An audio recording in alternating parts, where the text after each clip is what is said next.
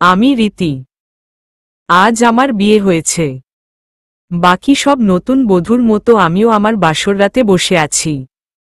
কিন্তু আজ আমার মনে নেই কোনো সংকোচ, নেই কোনো স্বপ্ন আর নেই নতুন সংসার সাজানোর ইচ্ছা। কারণ আজ প্রথমবার নয় যে আমি এভাবে নতুন বধূ সেজে বসে আছি। এর আগেও ছিল এরকম একটি রাত যে কারো জন্য এভাবেই বসেছিলাম। আজ হয়তো সব একই রকম, শুধু মানুষটি বদলে গেছে। হঠাৎ দরজা থেকে কারো আসার আওয়াজ শুনলাম। সে আর কেউ নয়, আমার নতুন স্বামী আয়ান। আমি উঠে সালাম করলাম।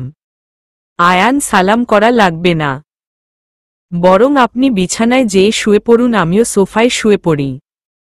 রীতি, না না, আপনি বিছানায় ঘুমান, আমি সোফায় থাকতে পারব। আয়ান, দেখুন, আমরা দুজনের কেউই এ বিয়েটা মানি না। দুজনেরই আলাদা আলাদা কারণ আছে বিয়েটি করার, কিন্তু আমরা একজন অন্যজনের সম্মান তো করি। আর আমি এরকম ব্যক্তি না যে নিয়ে আরামে বিছানায় ঘুমাবে আর কোনো মেয়েকে এভাবে সোফায় কষ্ট করে ঘুমোতে দিবে। আপনি আমার রেসপন্সিবিলিটি, তাই আপনার খেয়াল রাখা আমার দায়িত্ব। আর আপনি যদি আমার এতটুকু সম্মান করেন তবে বিছানায় যেয়ে ঘুমিয়ে পড়ুন। আমিও মাথা নেড়ে সম্মতি দিলাম আর বিছানায় যেয়ে শুয়ে পড়লাম। এবার বলি আমাদের বিয়েটা কিভাবে হলো, আর আমার স্বামীর ব্যাপারেও। ওহ সরি, নতুন স্বামী মি আয়ান চৌধুরী, শহরের অনেক বড় একজন ব্যবসায়ী। আমাদের বিয়েটা পরিবারের সম্মতিতেই হয়েছে। বলতে গেলে পরিবারের জন্যই হয়েছে। অবশ্য আমাদেরও অসম্মতি ছিল না।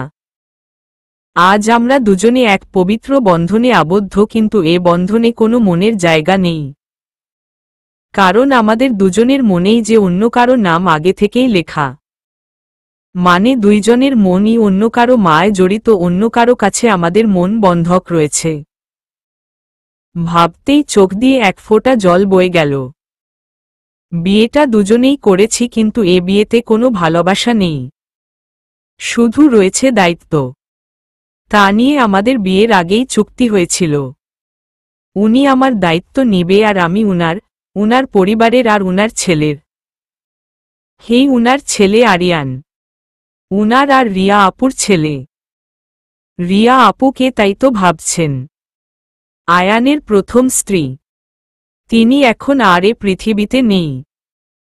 3 বছর আগেই ইহকাল থেকে পরকালে প্রস্থান করেছে।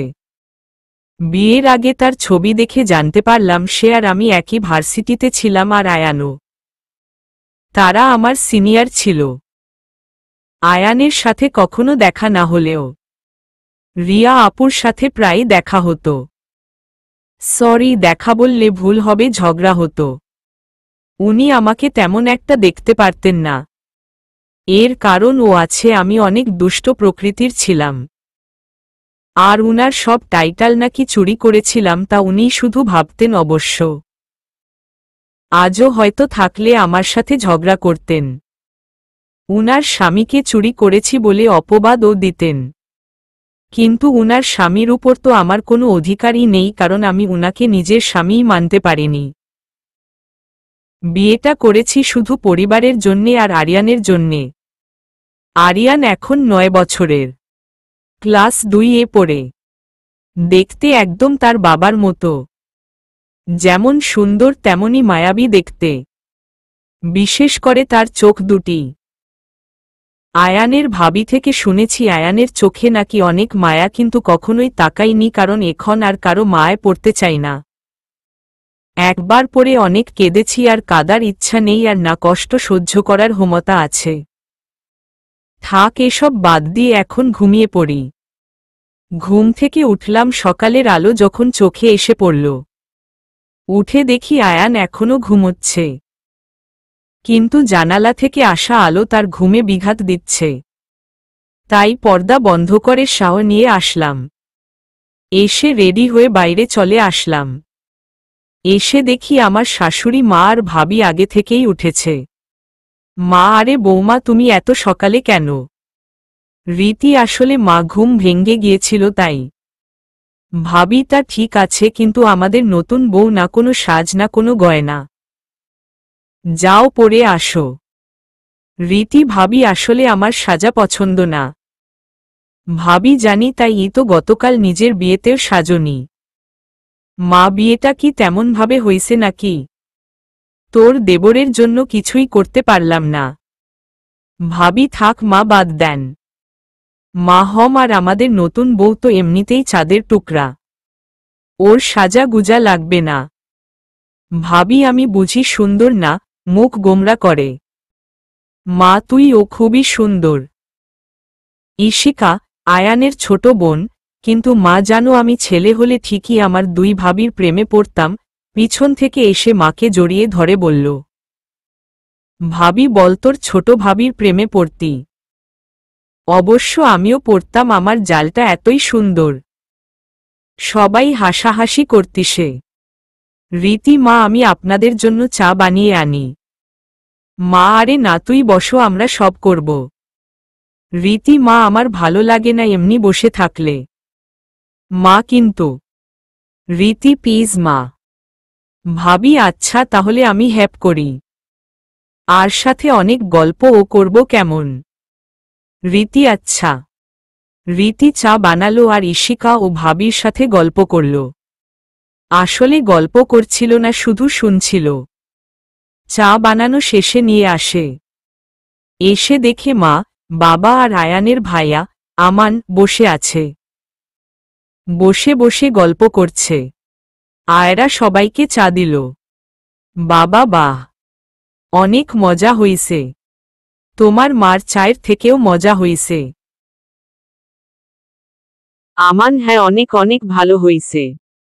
নিধিকেও, আয়ানের ভাবি, একটু চা বানানো শিখিয়ে দিয়ে। কি বানায় টেস্টি বুঝি না। নিধি কি? এত বড় কথা। কাল থেকে 7 দিন তোমার চা বন্ধ। আমান না না, আমি তো দুষ্টুমি করে বলছি। তুমি তো জানো আমি চা ছাড়া থাকতে পারি না। নিধি, আমান আম্মু, মা আমি তোদের মধ্যে আর কি বলবো। আমান, মা রীতি মা তুই একটু আয়ানের জন্য চা নিয়ে যা। রীতি জি মা।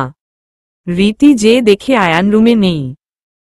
সে খাটের পাশের ছোট্ট ওয়ার্ড্রপের উপর চায়ের কাপটি রাখে যেতে নেওয়ার জন্য পিছনে ফিরে দেখে আয়ান একটি তোয়ালা পরে বাথরুম থেকে বের হচ্ছে আর নিচের দিকে তাকিয়ে মাথা তোয়ালা দিয়ে মুছছে। রীতি আয়ানকে দেখেই চোখ বন্ধ করে ফেলে।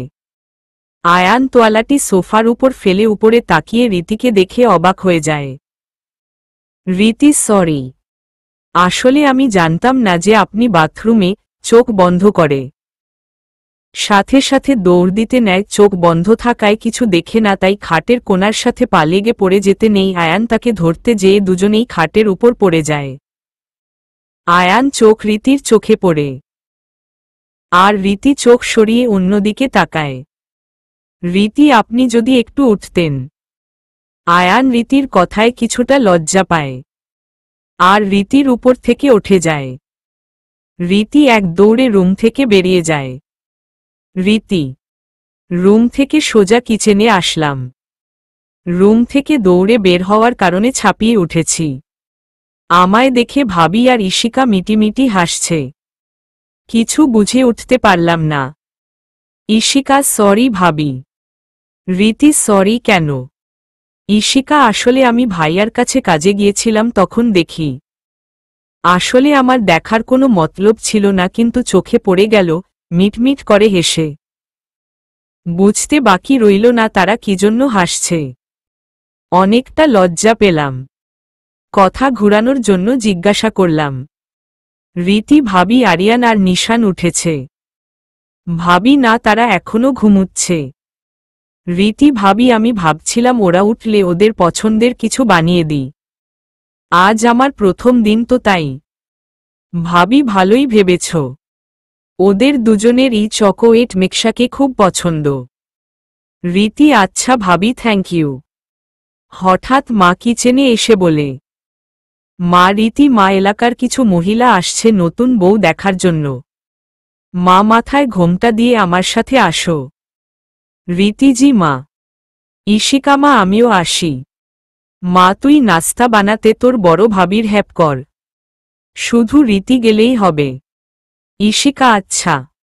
মা সবার সামনে আমায় নিয়ে গেল। সবার মন্তব্য, বাহ মেয়ে তো চাঁদের টুকরো। তাই বলি ডিভোর্সি মেয়েকে কেন বিয়ে করালেন? হ্যাঁ তা ঠিক, কিন্তু আয়ান যে প্রতিষ্ঠিত আর হ্যান্ডসাম, ওর জন্য অবিবাহিত কোনো মেয়েকেও তো পেতেন। ডিভোর্সি মেয়ে খোঁজ খবর নিয়েছেন তো ভালো করে। মা দেখুন আমাদের নতুন বউ দেখতে আসছে, তা দেখে চলে যান, এমন কোনো কথা বলবেন না দয়া করে। মা তাদের থামতে বলল, তা দেখে খুব খুশি লাগল। কারণ সবাই আশেপাশের মানুষের কথা শুনেই একটি পরিবার ভেঙে দেয়। কারণ আমার প্রথম বিয়ে ভাঙ্গার অন্যতম কারণ ছিল এটাই। মা থামালেও কেউ তার কথা শুনছে না, সবাই কিছু না কিছু বলেই যাচ্ছে। গত 3টি বছর ধরে একই খোঁটা শুনতে শুনতেও অভ্যাস হয়নি। আজও শুনলে মনে খুব কষ্ট হয়, কিন্তু চোখের পানিকে আটকে রাখতে হয়। অন্য কিছুজন বলল, আপনি আমায় বলতেন আয়ানের জন্য মেয়ের লাইন দ্বারা করাতাম। মেয়ে শুধ ডিভোর্সি হলে বুঝতাম, কিন্তু মেয়ে তো। কিছু বলার আগেই আয়ান এসে তাকে থামিয়ে বলল, আয়ান আপনাদের আমার চিন্তা করার তো এত দরকার নেই। আর আপনারা যে রীতিকে এসব বলছেন, চিন্তা করে দেখুন এসব আপনাদের বা আপনাদের সন্তানদের কেউ বললে আপনাদের কাছে কেমন লাগবে।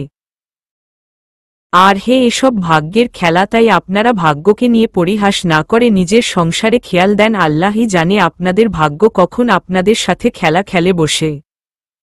সবাই কিছু না বলেই চলে গেল। আমি আয়ানের দিকে তাকালাম, সে আমার দিকে একটা মুচকি হাসি দিল। উনার হাসিটা এই প্রথম খেয়াল করলাম, খুব সুন্দর।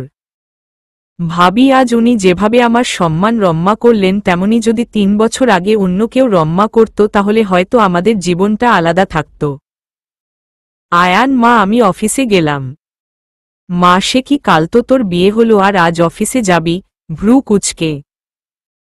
আয়ান মা আমার জন্য কাজ অনেক ইম্পর্ট্যান্ট, তুমি তো জানোই। মা কি এরকম ইম্পর্ট্যান্ট কাজ? তোর ভাই তো গেল না, আর তুই এই কই যাচ্ছিস? শুন। আয়ান মার কথা না শুনেই চলে গেল। আমি কিচেনে যেয়ে ভাবির কাছ থেকে জানতে পাই নিশান আর আরিয়ান উঠে গেছে। তাই ওদের জন্য নাস্তা আর মিক্সাকে নিয়ে গেলাম। নিশান আর আরিয়ান একসাথেই খেলছিল। আমি যাওয়ার সাথে সাথে নিশান দরজায় এসে আমায় জড়ায় ধরল। নিশান চাচি কেমন আছো? জানো কাল আমি তোমার সাথে দেখা করতে চেয়েছি, কিন্তু মা দেয়নি। চাচি আচ্ছা, কেন দেখা করতে চেয়েছিলে? নিশান এমনি, তুমি দেখতে খুব সুন্দর তো তাই। ওর কথা শুনে না হেসে পারলাম না। রীতি এই নাও, তোমার আর আরিয়ানের জন্যে নাস্তা এনেছি। নিশান আমারটা দেও, আমি টিভি দেখতে দেখতে খাবো। আর আরিয়ান পড়া ছাড়া কিছু করতে পারে না, তাই তুমি ওকে এখানেই দেও। নিশান ওর নাস্তা নিয়ে চলে গেল আর আমি আরিয়ানের কাছে গেলাম। রীতি নেও বাবা তোমার নাস্তা। আরিয়ান খাবার নিল। আরিয়ান আপনি এখন যান, আমি খাবার খেয়ে নিব। রীতি আমার সমস্যা নেই, তুমি খাও। আরিয়ান আসলে আমার কারো সামনে খেতে লজ্জা লাগে। রীতিও আচ্ছা তাইলে আমি যাই। রাতে আমি বারিন্দায় দাঁড়িয়েছিলাম, তখন আয়ানের আওয়াজ শুনে বাইরে আসলাম। আয়ান এসব এর মানে কি? রীতিজি অবাক হয়ে। আয়ান কিছু বুঝো না তাই না? লজ্জা করে না এত ছোট বাচ্চার সাথে এরকম করে? রীতিজি আমি কিছু বুঝছি না। আয়ান তুমি সারাদিন আমার ছেলেকে খাবার দেওনি? রীতি মানে অবাক হয়ে। আয়ান সকালে, দুপুরে আর রাতে সবার সামনে খাবার নিয়ে গেছো ওর জন্যে বলে, আর সব খাবার ডাস্টবিনে ফেলে দিছো। আর মিথ্যা বলবা না, আমি অফিস থেকে এসে সোজা আরিয়ানের রুমে যেয়ে ওকে খাবারের কথা জিজ্ঞাসা করলে ও বলল খেয়েছে। তারপর দেখি সব খাবার ডাস্টবিনে, তারপর ওকে অনেক জিজ্ঞাসা করার পর বলে দেয় এসব তুমি করেছ। আরে দায়িত্ব না নিতে পারলে এত নাটকের দরকার কি? রীতি কিন্তু কিছু বলতে যাবে তখন দরজার পাশে দেখে আরিয়ান দাঁড়ানো এক অদ্ভুত হাসি নিয়ে আর কিছু বলতে পারলাম না। আয়ান কিছু বলার নেই তোমার? রীতি না, মাথা নিচু করে। আয়ান ডিসকাস্টিং। আয়ান বাইরে চলে গেল আর রীতি বিছানায় যেয়ে শুয়ে পড়লার নিজের অজান্তেই চোখের থেকে 2 ফোঁটা নোনা জল বয়ে গেল। আজ আমাদের বিয়ের 12 দিন হয়ে গেল। এ বাসায় সবাই খুব ভালো, অতি কম সময়ে আমায় আপন করে নিয়েছে শুধু আয়ান আর আরিয়ান ছাড়া। এ 12টি দিনের মধ্যে প্রায় 7 দিনই আয়ান বিভিন্ন অপবাদ দিয়ে খুব কথা শোনায় আরিয়ানকে নিয়ে, আর আমি চুপটি করে সব কথা শুনি। আর আরিয়ান দরজার পাশে লুকিয়ে সে হাসি দেয়। কেন জানি আমার আরিয়ানের সে হাসিটি খুব ভালো লাগে। ওকে দেখলে খুব মায়া হয়। আজও ভিন্ন কিছু হলো না। আমি বিছানায় বসেছিলাম, আয়ান এসে একটান দিয়ে দাঁড় করিয়ে গালে থাপ্পড় দেয়। আমি অবাক হয়ে আয়ানের দিকে তাকিয়ে রইলাম। আয়ান, কি দেখছ হে? আমার ছেলের গায়ে তুমি হাত তুললা কোনো সাহসে? আমি জানতাম নারীর মন খুব কোমল হয়, কিন্তু তুমি ছি। এই ছোট্ট ছেলেটির গায়ে হাত তুলতে তোমার একটুও দয়া হয়নি? তোমার কি মন না পাথর? আল্লাহ হয়তো এজন্যই তোমাকে মা হবার অধিকার থেকে বঞ্চিত রাখছে। তোমার মধ্যে মমতা নেই বলে আজ হয়তো তোমায় গর্ভে সন্তান ধারণের ক্ষমতাও নেই। আয়ান কথাগুলো বলে চলে গেলেন। আমি তার কথা শুনে নিচে ধপ করে বসে পড়লাম। আজ জানো আমার নিজের চোখ দুটি পরপর লাগছে। আমার হাজার চেষ্টা সত্ত্বেও চোখে জল আমার অমান্যে বয়েই যাচ্ছে। আজও আমায় এ কটু কথাটি শুনতে হলো, যা শুনলে বুকের ভিতর মোচড় দিয়ে ওঠে। খুবই কষ্ট লাগে। মনে হয় এ কথা থেকে ভালো কেউ যদি আমার জীবন নিয়ে নিত তবেই শান্তি পেতাম। কিন্তু না, এখনো বেঁচে আছি, ইচ্ছা না থাকা সত্ত্বেও। কিন্তু কিছুই নেই এই জীবনে, না এক মা হওয়ার সুখ আর না বউ। হে, আমি মা হওয়ার অযোগ্য, তাকে কি আমার দোষ? আমার কপালে কি মা হওয়ার সুখ আসলেই নেই? ভেবেই চোখের ধারা আরো জোরে বইতে লাগল। কান্না করতে করতে করতে কখন যে চোখ দুটি বন্ধ হয়ে আসল বুঝলাম না। আয়ান রুমে এসে দেখি ও নিচে ঘুমিয়ে আছে। দেখেই বোঝা যাচ্ছে খুব কান্না করেছে। কিন্তু ও যা করেছে তাও তো ভুল। একবার চলে যেতে নিলাম, পড়ে ভাবলাম ফ্লোরে ঘুমোলে যদি জ্বর আসে, তাই কোলে উঠিয়ে বিছানায় শুইয়ে দিল। হঠাৎ ওর গালের উপর নজর পড়ে। আঙ্গুলের দাগ পড়ে গেছে। কত জোরে মেরেছি। নিজের উপরই রাগ উঠছে। মলম এনে ওর পাশে বসে ওর গালে লাগাতে নিলাম, দেখি ওর চুল মুখের উপর অগুছালো হয়ে আছে। মলম দিতে হবে তাই চুলগুলো আলতো করে সরিয়ে দিলাম। ও ঘুমেই কিছুটা কেঁপে উঠল। মলম লাগাচ্ছি এই সময় রীতি ঘুমের ঘোরে আমার শার্ট টাকরে ধরে ফেলে। আমি ছাড়াতে গেলে ও আমায় আরো কাছে টেনে নেয়। আমি এখন ওর মুখের অনেক কাছাকাছি। আজ প্রথম ওকে এত কাছের থেকে দেখলাম। ওর চেহারায় হয়তো পৃথিবীর সব মায়া একত্রিত করা। কিন্তু মনে মায়া নেই কেন? ওর চেহারা দেখে কেউ বলতেই পারবে না যে আজ ও এত জঘন্য একটি কাজ করেছে। ওর চেহারার দিকে একদৃষ্টিতে তাকিয়ে রইলাম। মানুষ এত সুন্দর কিভাবে হয়? এখন ঘুমানোর সময় বাচ্চা বাচ্চা লাগছে। হয়তো সারাটি জীবন দেখলেও মন ভরবে না এরকম চেহারা নিয়ে জন্মেছে।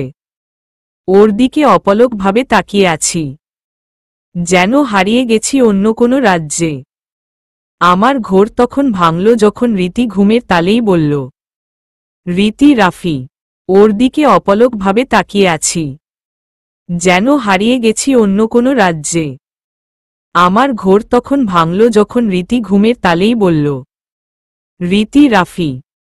বুঝতে বাকি রইল না যে আমাকে সে তার প্রথম স্বামী ভেবে এভাবে শার্ট টাকরে ধরেছে। আগে রাহাত, রীতির বড় ভাই, থেকে একবার নাম শুনেছিলাম। এখনো হয়তো রীতি ওই ছেলেটিকে ভুলতে পারেনি। ওকে কি বলছি, আমি নিজেই তো রিয়াকে ভুলতে ব্যর্থ হয়েছি। আজও ওকে প্রথম সে ভালোবাসার অনুভূতি মনে পড়ে। আজ যদি রিয়া থাকতো তবে আমাদের জীবনটা কত সুন্দর হতো।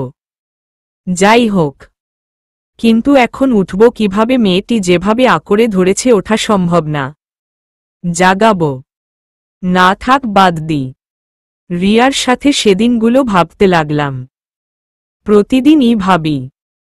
ভাবতে ভাবতে কখন যে ঘুমের রাজ্যে হারিয়ে গেলাম বুঝতেই পারলাম না। সকালে রীতি। সকালে ঘুম ভাঙলে আস্তে আস্তে চোখ খুলে আয়ানকে দেখতে পাই। মুহূর্তের জন্যে ভয় পেয়ে যাই। তারপর দেখি আমি উনার শার্ট আঁকড়ে ধরে রেখেছি। বুঝতে বাকি রইল না যে উনি আমার জন্যেই এখানে ঘুমিয়েছে। আমি সাথে সাথে উনার শার্ট ছেড়ে বিছানা থেকে উঠে বাথরুমে যেয়ে ফ্রেশ হয়ে রুমের বাহিরে বের হয়ে সোজা কিচেনে চলে যাই। ভাবির সাথে নাস্তা বানাতে থাকি। নাস্তার টেবিলে বাচ্চারা ছাড়া সবাই আছে। উনি আসলে উনার দিকে না তাকিয়েই সব কাজ করছি। বাবা, সবাই শোন, আমরা আগামী সপ্তাহে সিলেট যাচ্ছি। আমান বাবা হঠাৎ করে, বাবা হে, কাল তোমার মা আর আমি মিলে পিকনিকে যাব বলে প্ল্যান করেছি। Ishika, wow, picnic? আয়ান, আমি যাব না। ঈশিকা, দেখ ভাইয়া, মজা নষ্ট করবি না। বাবা, কেন? ভ্রু কুচকে। আয়ান, বাবা, আমার ভালো লাগে না। আমান, আগে তো তুই সবচেয়ে বেশি এক্সাইটেড থাকতি, এখন ভালো লাগে না। মা হে, এখন তো আমরা কেউ না, কয়দিন পর মরে গেলে তখন বুঝবি। বলেই কান্না শুরু করে দিল। মার কান্না দেখে রীতির মন খারাপ হয়ে যায়। বুঝতে পেরে নিধি ওর কানের কাছে এসে বলে, নিধি, আরে চিন্তা করো না, মা আয়ানকে মানানোর জন্য নাটক করছে।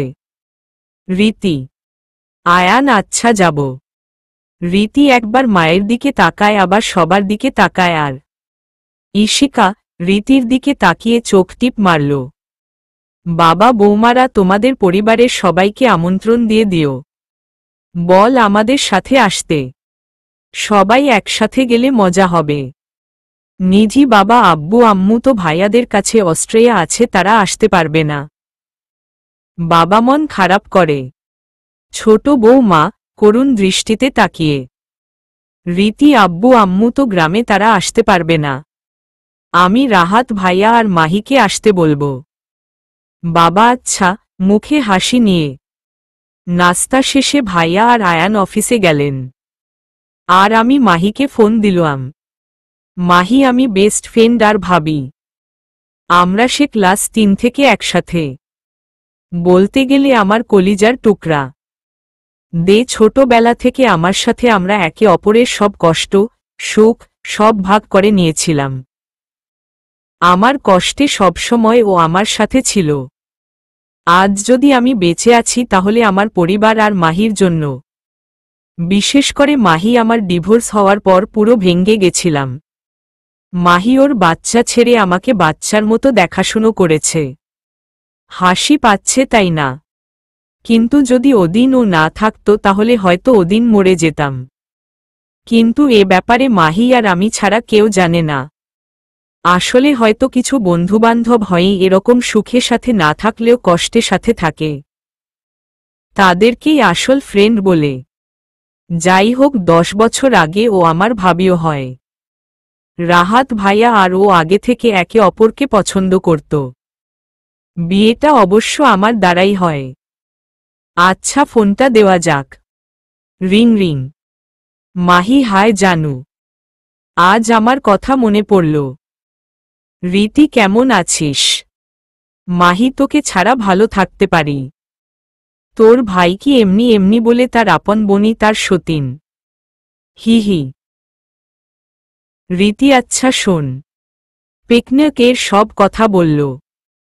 ভাইয়ার কোনো কাজ নেই তো? আসতে পারবি? মাহি, তোর ভাইয়ার কাজ থাকলে রশি দিয়ে বেঁধে নিয়ে আসব।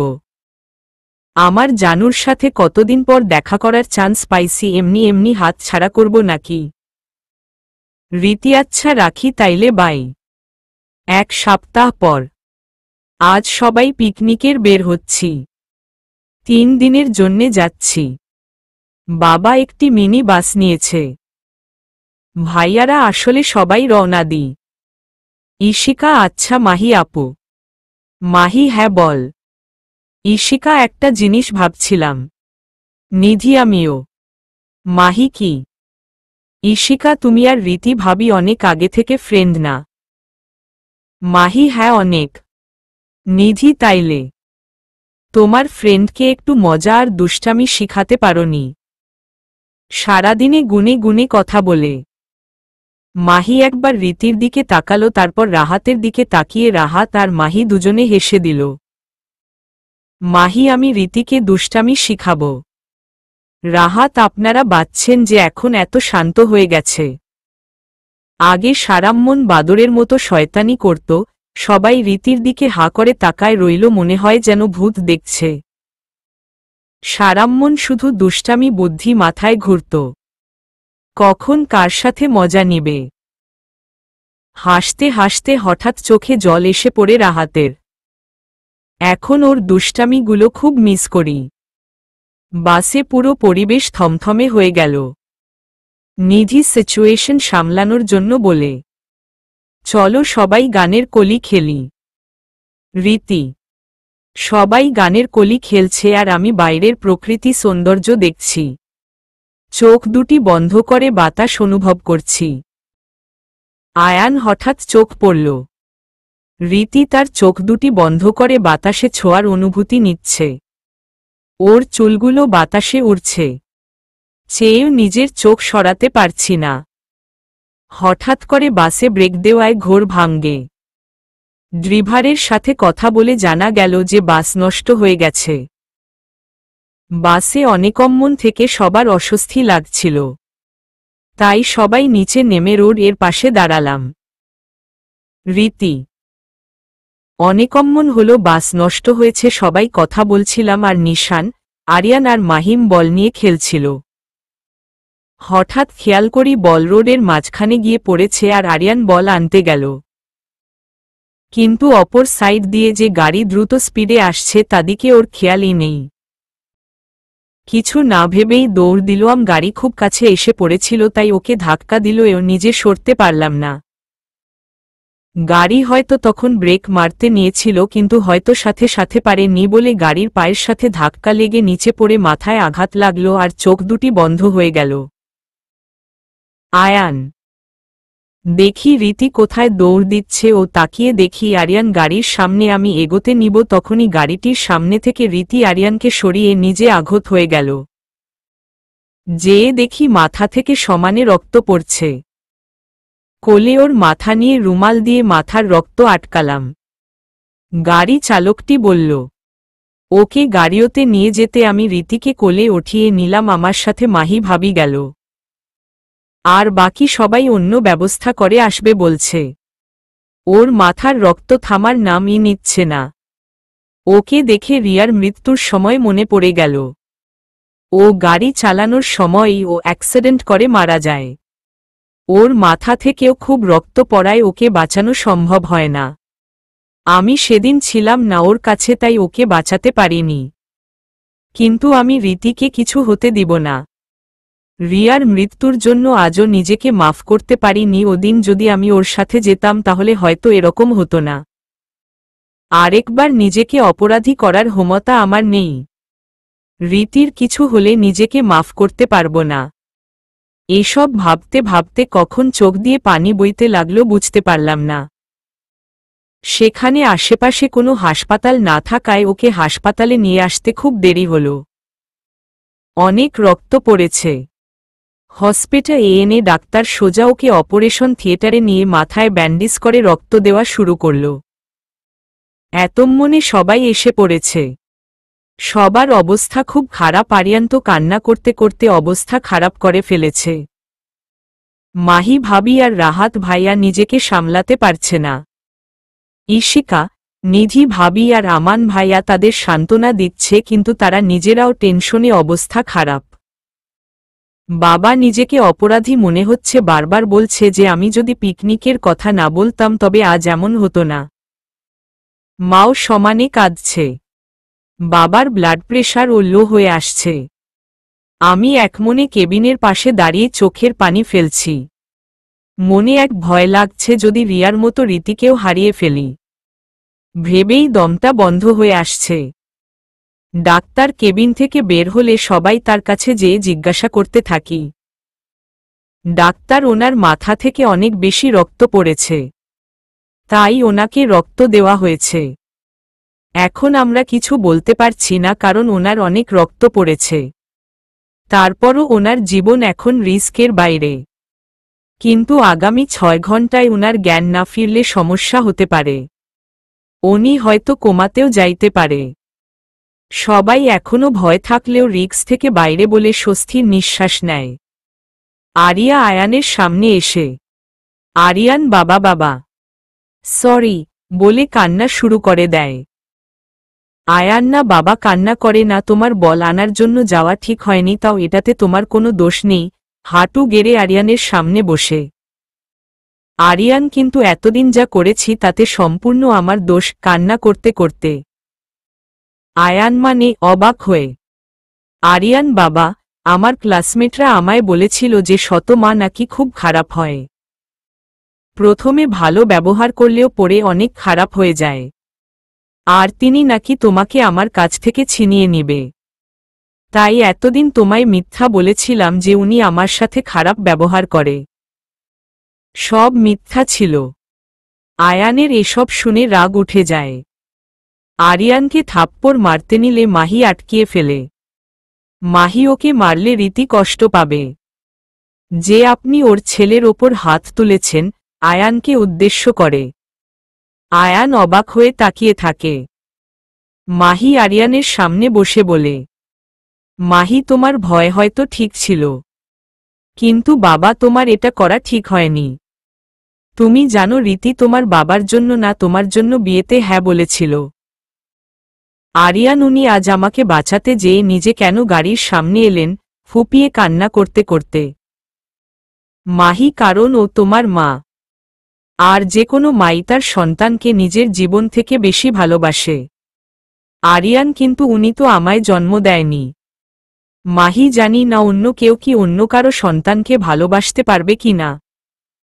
কিন্তু রীতির যদি নিজের সন্তানও হতো তবে ও তোমাকে ভালোবাসত। সে ছোটবেলা থেকেই সবাইকে ভালোবাসতে জানে। সব মেয়ের মধ্যেই মায়া আছে, কিন্তু গর্ভে সন্তান আসলে আরও মমতা বেড়ে যায়। রীতির ছোট থেকেই বাচ্চাদের প্রতি আলাদা মমতা ছিল, কিন্তু আল্লাহ ওকেই মা হওয়ার খুশি থেকে বঞ্চিত করল।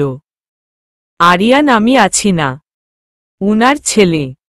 আচ্ছা উনি কি আমায় মাফ করবে? মাহি করবে।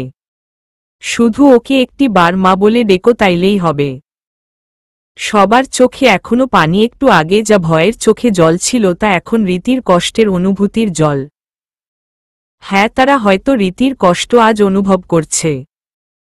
আর আয়ানের নিজের উপর ঘৃণা হচ্ছে কিছু না বুঝেই রীতিকে সে এত কষ্ট দিল, এত কথা শোনাল, থাপ্পড় দিল।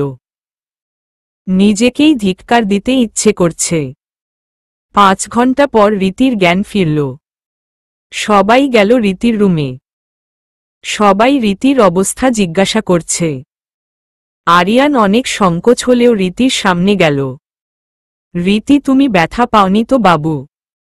আরিয়ান সররে, এতদিন যা করেছে প্লিজ মাফ করে দেও। সরি মা। রীতি কি বললা? চোখে পানি টলমল করছে। আরিয়ান সরি মা। রীতি আরিয়ানকে জড়িয়ে ধরে কান্না শুরু করে দিল। আজ যেন তার কষ্ট অনেকটা কমে গেল।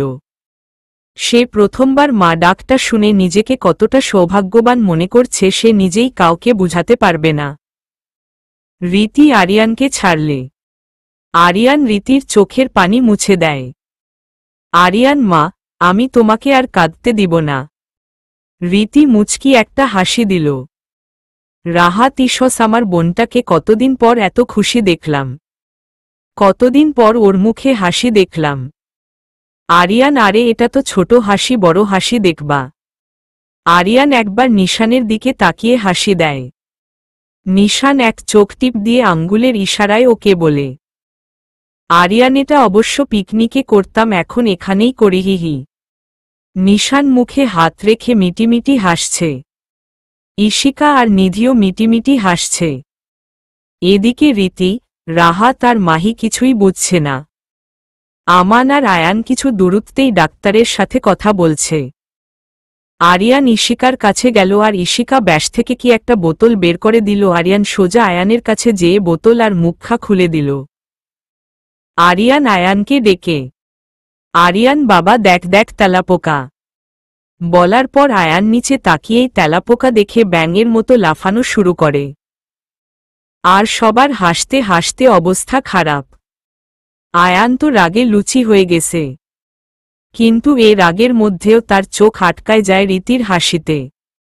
অন্য কারো হাসি না তার চোখে পড়ছে, কানে ঢুকছে। আয়ান, ওর হাসি এত সুন্দর, আমি এর আগে কখনো কারো এত সুন্দর হাসি দেখিনি। ওকে হাসলে যে কত সুন্দর লাগে হয়তো ও নিজেই জানে না, তাই হাসে না। ওর হাসি দেখেই যে কেউ সারাটি জীবন কাটিয়ে দিতে পারবে। আরিয়ান বাবা তোমার পায়ের নিচে তেলাপোকা। আয়ান আও। আরিয়ান আহারে বাবা তুমি কত ভীতু। আয়ান তাই না, এবার দাঁড়া। আরিয়ান দিল এক দৌড়, যেয়ে রীতির বেডের পিছনে লুকালো। আয়ান বেডের পিছনের জায়গা ছোট বলে ঢুকতে না পেরে সামনে দিক থেকে ধরার চেষ্টা করে। রীতি ওদের এ কাণ্ড দেখে হাসতে হাসতে শেষ। এরকম হাসি কত বছর পর দিয়েছে সে হয়তো নিজেও বলতে পারবে না। আয়ান রীতি কারোই খেয়াল নেই যে আরিয়ানকে ধরতে যেয়ে আয়ান রীতির একদম কাছাকাছি চলে এসেছে। রীতি আরিয়ান থেকে আয়ানের দিকে তাকাল, এসে দেখল হয়তো তাদের মধ্যে বেশি হলেও 2 ইঞ্চির দূরত্ব আছে। রীতি আয়ান। আয়ান রীতির ডাক শুনে ওর দিকে তাকাল, দেখল যে সে রীতির একটু বেশিই কাছে চলে এসেছে, তাই তাড়াতাড়ি সরে যায়। 2 দিন পর রীতিকে হসপিটাল থেকে রেজ দেয়। রীতির রাতে ঘুম আসছে না। আসবে কিভাবে? এই 2 দিন তো তাকে শুধু ঘুমাতেই হলো। ও বিছানা থেকে উঠতে নিলে পায়েও ব্যথা পাওয়ার কারণে বিছানায় পড়ে যায়। আয়ান হালকা আওয়াজ শুনেই ওঠে, পাগলের মত কাছে এসে জিজ্ঞাসা করে, আয়ান কি ঠিক আছো তো? উঠছিলা কেন? কিছু লাগবে? মাথা কি ব্যথা করছে? খিদা লাগছে নাকি? পায়ে ব্যথা মলম লাগিয়ে দিই, সব কথা এক নিঃশ্বাসে বলল। রীতি না ঘুম আসছিল না তাই মুখ কালো করে। আয়ান ও আচ্ছা এই কথা, তুমি শুধু 15 মিনিট বস, আমি আসছি। রীতি নানা আপনি ঘুমান। আয়ান চুপ, এখান থেকে উঠবা না, ধমক দিয়ে। রীতি মাথা নাড়িয়ে হ্যাঁ বলল। আয়ান একটা মুচকি হাসি দিয়ে চলে গেল। 15 মিনিট পর আয়ান এসে রীতিকে কোলে তুলে নিল। রীতি কিছুটা শিহরিত হয়ে উঠল। রীতি আমি হেঁটে যেতে পারব। আয়ান পায়ে ব্যথা, আবার হেঁটে যাবা? বিছানা থেকে নামবা না বলে দিলাম। আর শুনো, কাল কিছু লাগলে আমি না থাকলে কাউকে বলে দিবা। অবশ্য তোমার বলা লাগবে না, তারাই দেখবে। আর বিছানা থেকে নামতে হলে কাউকে না কাউকে ডাক দিবা, তারা হেল্প করবে, বুঝলা? না বলে বসে থাকবা না। রীতি তা ঠিক আছে, কিন্তু এত রাতে আমরা ছাদে কেন যাচ্ছি? আয়ান গেলেই দেখতে পারবা। আয়ান রীতিকে ছাদে গিয়ে রীতিকে দোলনায় বসায়। আর একটা ট্রেতে 2 মগ কফি নিয়ে হাঁটু গেড়ে রীতির সামনে বসে। Ayaan here your coffee ma'am. Riti একটু হেসে থ্যাংক ইউ একটি কফির মগ হাতে নেয়, এক চুমুক দেয়। Ayaan how is it? Riti মমোয়াও, অনেক tasty. Ayaan I knew it, তোমার ভালো লাগবে, বলে দোলনায় একটু জায়গা রেখে রীতির পাশে বসল। রীতি আপনার আমাকে ছাদে আনার আর এসবের বুদ্ধিটা কিভাবে আসল? আয়ান রিয়া যখন প্রেগনেন্ট ছিল তখন ওর রাতে ঘুম আসতো না, তখন আমরা রাতে ছাদে দোলনায় বসে কফি খেতাম আর ও আমার কাঁধে মাথা রেখে চাঁদ দেখত আর অনেক কথা বলত। রীতিও আচ্ছা। আয়ান সরি। রীতিকেন, আয়ান তোমাকে যে রিয়ার কথা বললাম, আমার প্রথম স্ত্রী, তোমার খারাপ লাগতে পারে। রীতি আমার খারাপ লাগবে কেন? আমি এমনেও আপনাদের ওভার স্টোরি কথা ভার্সিটিতে অনেক শুনেছি। আয়ান ভার্সিটি মানে তুমি কিভাবে?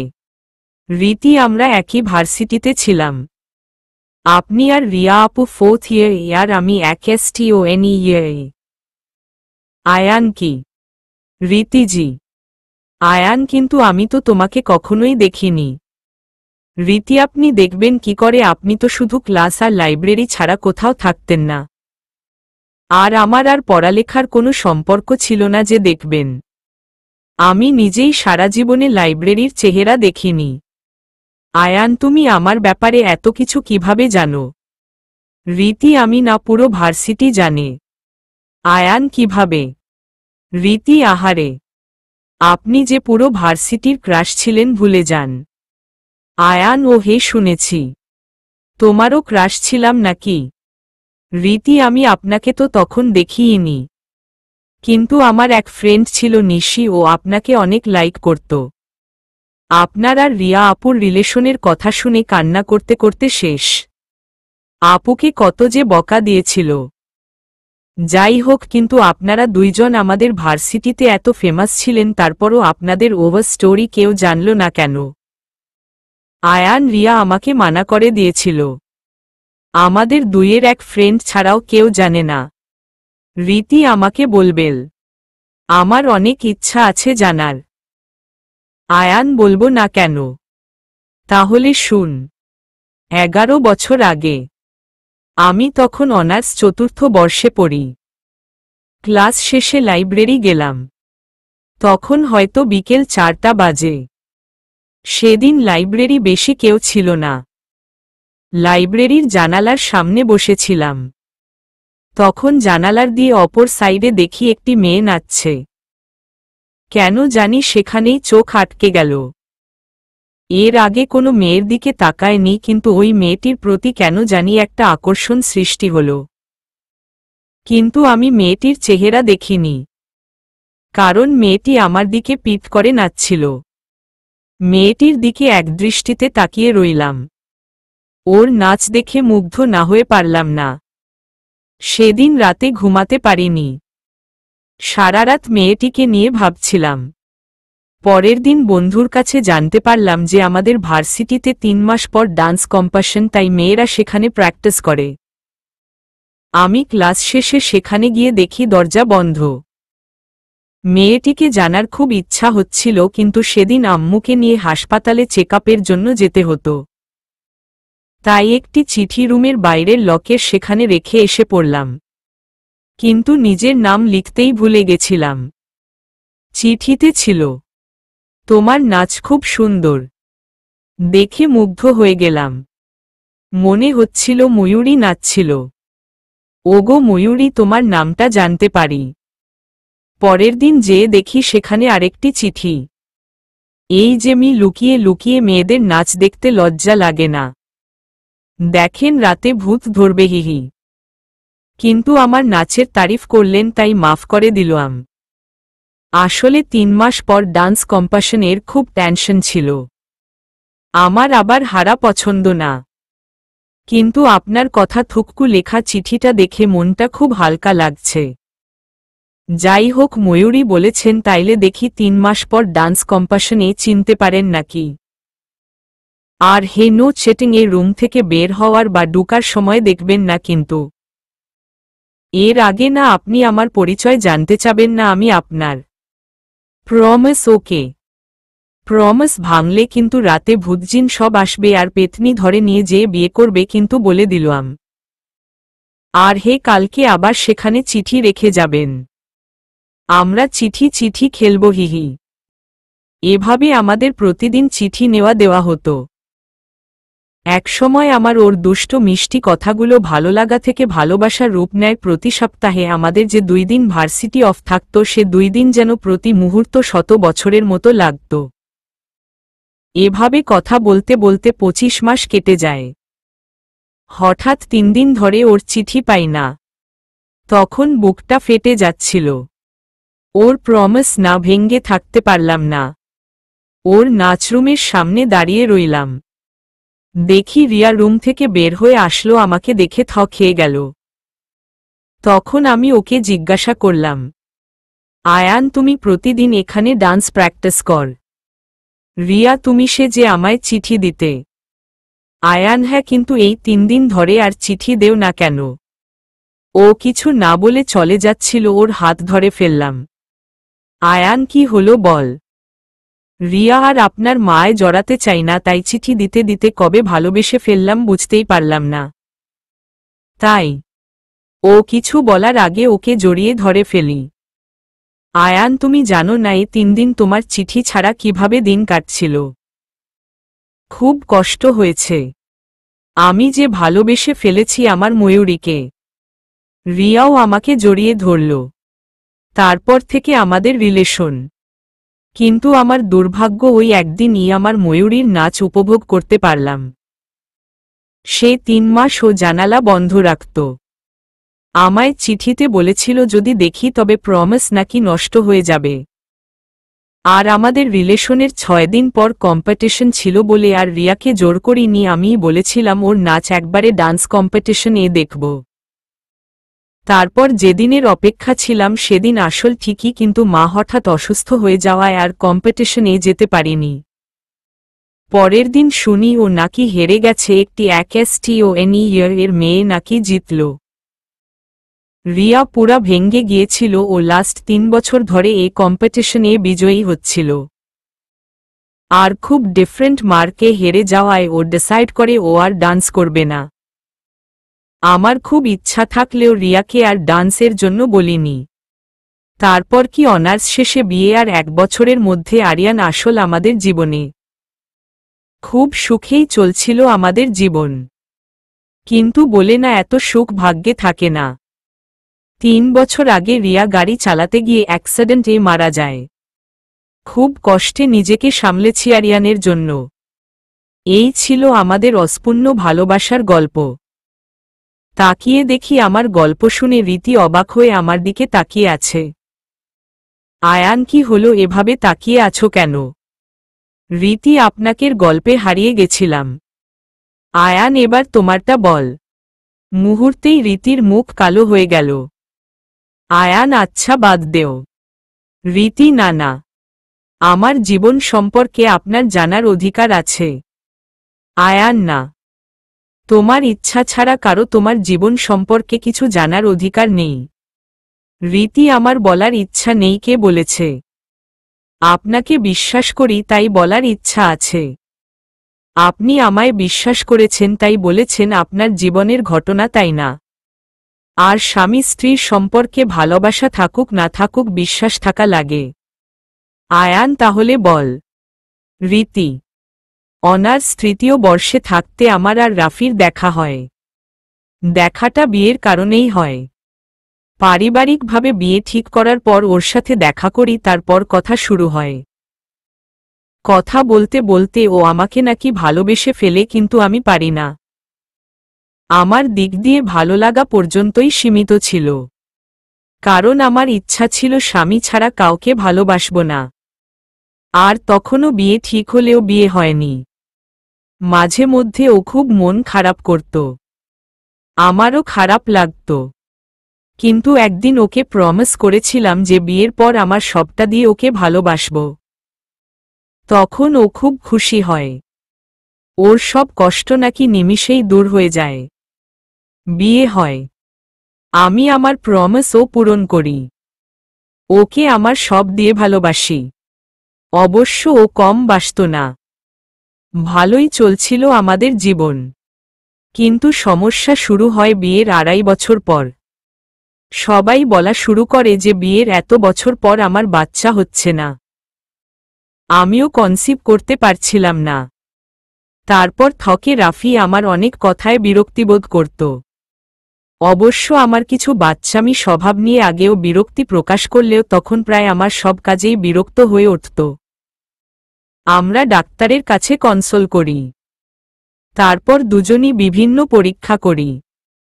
তারপর একদিন বাসায় রিপোর্ট আসে। সেখানে লেখা থাকে আমি নাকি মা হওয়ার অযোগ্য। আস্তে আস্তে পরিবারের সবার আমার প্রতি ব্যবহার চেঞ্জ হতে থাকে, রাফির মা ছাড়া। তিনি আমায় খুব ভালোবাসতেন। একদম তার মেয়ের মতো। এক রাতে রাফি এসে বলে সে নাকি আমার থেকে ডিভোর্স চায়। আমি যেন আকাশ থেকে পড়লাম। আমার চোখ দিয়ে যেন বন্যা বইছিল। কারণ জানতে চাইলে সে আমায় বলল যে আমি তাকে সন্তানের সুখ দিতে পারব না। এছাড়া আমার বাচ্চামি স্বভাবগুলো তার কাছে বিরক্ত লাগে। আমি ওকে কিছু বুঝানোর আগেই ও বলল ওর নাকি ওর পিয়ে আয়েশার সাথে এক্সট্রা ম্যারিটাল অ্যাফেয়ার ছিল। সে 3 মাস থেকে এখন ওই মেয়ে ওর বাচ্চার মা হতে যাচ্ছে। তাই ও আমাকে ডিভোর্স দিয়ে আয়েশাকে বিয়ে করবে। আমি আর কিছু না বলে ডিভোর্স পেপার সাইন করে বাসা থেকে বের হয়ে গেলাম। অবশ্য মা অনেক থামিয়েছিল, কিন্তু ওখানে থাকার না ইচ্ছা ছিল না শক্তি। সোজা বাসায় এসে সবাইকে সব খুলে বললাম। রাহাত ভাইয়া তো রাফিকে মেরে ফেলতে যাচ্ছিল, কিন্তু আমি সবাইকে আমার কসম দিয়ে বললাম জানি ওদের কাউকে কিছু না বলে। রুমে এসে অজর পানি পড়ছিল চোখ দিয়ে। চিৎকার করে কাঁদতে মন চাচ্ছিল, কিন্তু তাও পারছিলাম না। এমনি বাসার সবার অবস্থা খারাপ। শুধু ভাবছিলাম একসময় যে ব্যবহারের প্রেমে পাগল হয়ে গিয়েছিল আর সে ব্যবহার ইওর অসহ্য লাগছে। আর সেটা তো 2015 তখন কত পদ্ধতিতে বাচ্চা নেওয়া যেত। যদি আজ আসলে ভালোবাসতে তবে এভাবে ছেড়ে যেতে না। তখন মনে হচ্ছিল বুকের ভিতর কেউ ছুরি মারছে। খুব কষ্ট হচ্ছিল, আর সহ্য করতে পারছিলাম না, তাই বলেই রীতি থেকে গেল। আয়ান রীতিকে নিজের দিকে ঘুরিয়ে দেখল, ওর চোখে জম। আলতো করে রীতির মুখটা উঠিয়ে হাত দিয়ে চোখের পানি মুছে দিল। আয়ান তাই কি বল? রীতি না কিছু না। আয়ান বিশ্বাস করো না আমায়। রীতি একবার করুণ দৃষ্টিতে আয়ানের দিকে তাকিয়ে বলা শুরু করে। রীতি তাই সাকাইড করার চিন্তা করি। সুসাইডের কথা শুনেই আয়ানের খুব ভয় লাগছিল, মনে হলো বুকের নিচে কামড় দিল। রীতি সেদিন হাতটা কাটতে নিয়েছিলাম, তখনই মাহি এসে দেখে আমাকে দুগালে 2টা থাপ্পড় দিয়ে জড়িয়ে ধরে কান্না শুরু করে। আমাকে এরপর থেকে কখনো একা ছাড়ে না। মাহিন তখন 7 বছরের ছিল। ও মাহিনকে ছেড়ে সারাদিন আমাকে বাচ্চার মতো সামলাত। এসবের 1 সপ্তাহের মধ্যেই শুনি রাফি নাকি আয়েশাকে বিয়ে করে ফেলেছে। এই আর কি! ওনার দিকে তাকিয়ে দেখলাম উনার চোখে পানি। আমি কিছুই বুঝতে পারলাম না। উনি কাঁদছে কেন? রীতি কাঁদছেন কেন? উনি কিছু না বলে আমায় জড়িয়ে ধরলেন। আমি কিছুটা কেঁপে উঠলাম, কারণ আমায় রাফি ছাড়া অন্য কোনো ছেলে এ পর্যন্ত এত কাছে আসেনি। ওনাকে সরাতেও পারছি না, জড়িয়ে ধরতেও পারছি না। উনি ফুপিয়ে ফুপিয়ে কান্না শুরু করলেন আমাকে জড়িয়ে ধরেই। আয়ান, আমি জানি তোমাকে আমি ভালোবাসি না, কিন্তু কেন জানি তোমাকে হারিয়ে ফেলার কথা শুনলে বুকে খুব ব্যথা হয়। অজানা এক ভয় কাজ করে। আমার প্রথম ভালোবাসাকে হারানোর পর তোমাকে হারানোর শক্তি আমার নেই। প্লিজ আমায় ছেড়ে যেও না। প্লিজ রীতি, কান্না করতে করতে বলেই আয়ান রীতিকে আরো শক্ত করে জড়িয়ে ধরল। উনি ফুপিয়ে ফুপিয়ে কান্না শুরু করলেন আমাকে জড়িয়ে ধরেই। আয়ান, আমি জানি তোমাকে আমি ভালোবাসি না, কিন্তু কেন জানি তোমাকে হারিয়ে ফেলার কথা শুনলে বুকে খুব ব্যথা হয়। আমার প্রথম ভালোবাসাকে হারানোর পর তোমাকে হারানোর শক্তি আমার নেই। প্লিজ আমায় ছেড়ে যেও না। রীতি কি বলবে বুঝতে পারছে না। আয়ানের হুঁশ ফিরলে ও রীতিকে ছেড়ে দেয়। দুজনেই কিছুক্ষণ নীরবতা পালন করে। আয়ান প্রথমে নীরবতা ভেঙ্গে বলে, আয়ান, আচ্ছা আমরা ফ্রেন্ড হতে পারি না? ফ্রেন্ডস, হাত বাড়িয়ে। রীতি মুচকি হাসি দিয়ে। ফ্রেন্ডস, হাত মিলিয়ে। দুজনে ছাদে বসে বসে অনেকক্ষণ কথা বলে। বলতে বলতে কখন যে দুজনেই ঘুমিয়ে যায় নিজেরাই জানে না। হালকা সূর্যের কিরণ যখন আয়ানের চোখে পড়ে তার ঘুম ভেঙ্গে যায়। চোখ খুলে দেখে রীতি ওর বাহু জড়িয়ে ঘুমুচ্ছে। একটু সরতে চাইলে রীতি আরো জোরে তাকে জড়িয়ে ধরে। রীতির সূর্যের আলোর কারণে ঘুমের ডিস্টার্ব হচ্ছিল। আয়ান বুঝতে পেরে রীতির চোখের কিছু দূরত্বে নিজের হাত রাখে যেন আলো ওর চোখে পড়ে রীতির ঘুম না ভাঙ্গে। আর আয়ান রীতির দিকে তাকিয়ে আছে, তার চেহারার মায়া উপভোগ করছে। এভাবে কতক্ষণ ছিল কেউ বলতে পারবে না। রীতির ঘুম ভাঙলে আয়ানের তাকানো দেখে ও লজ্জায় লাল হয়ে যায়। দোলনা থেকে উঠতে যায় তখনই আয়ান ওর হাত ধরে রাগী লুক নিয়ে তাকায়। আয়ান, তোমাকে না কালকেই বুঝালাম যে একা উঠবা না। রীতি সরি, ভয় ভয়। আয়ান রীতিকে কোলে উঠিয়ে নিচে নেমে আসে। মা, ভাবি ওদের দেখল। দেখে মুচকি মুচকি হাসা শুরু করল। দুজনে ফ্রেশ হয়ে নিল। মা দুইজনের জন্যে নাস্তা নিয়ে আসল। পিছনে বাবাও আসল। বাবা, কেমন আছিস মা? রীতি, জি বাবা ভালো। বাবা, তোদের সাথে কথা ছিল। সবাইকে বাইরে নাস্তার সময় বলে দিব, তোদের এখন বলছি। আয়ান, কি বাবা? বাবা, ইশিকার হবু শ্বশুরবাড়ি থেকে ফোন আসছে।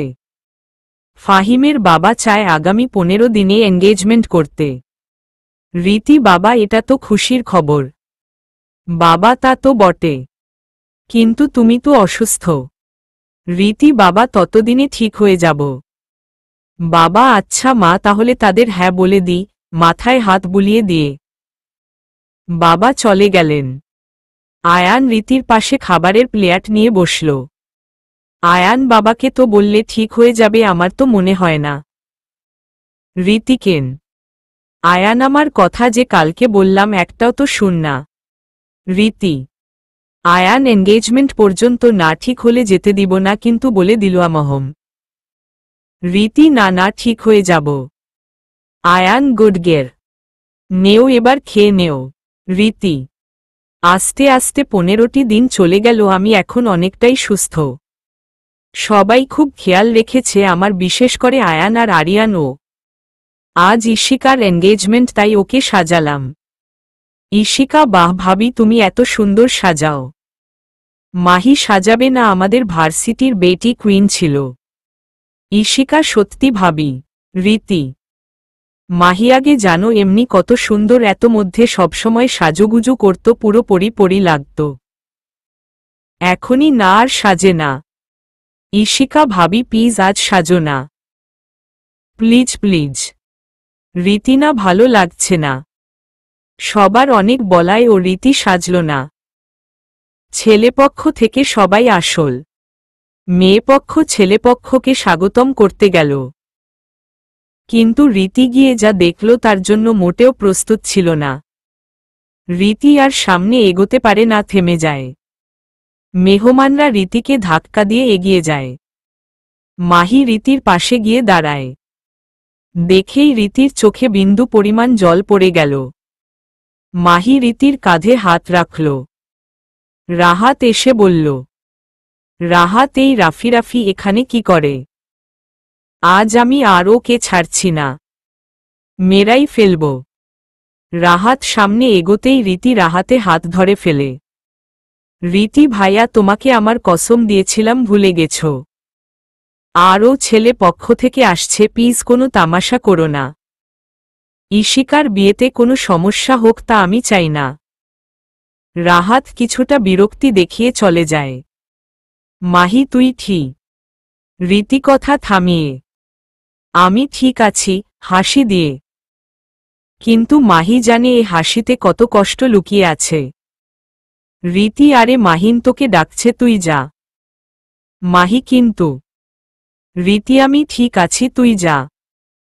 রীতি পুরো এনগেজমেন্ট লুকিয়ে লুকিয়ে ফিরছে। ওর প্রচুর অস্বস্তি লাগছে। হঠাৎ কেউ ওর সামনে এসে দাঁড়াল। রাফি, আমার থেকে লুকাচ্ছ? রীতিজি, না, মাথা নিচু করে যেতে নেয়। রাফি সামনে এসে দাঁড়ায়। তাহলে লুকাচ্ছিলে কেন? রীতি, আপনার কি?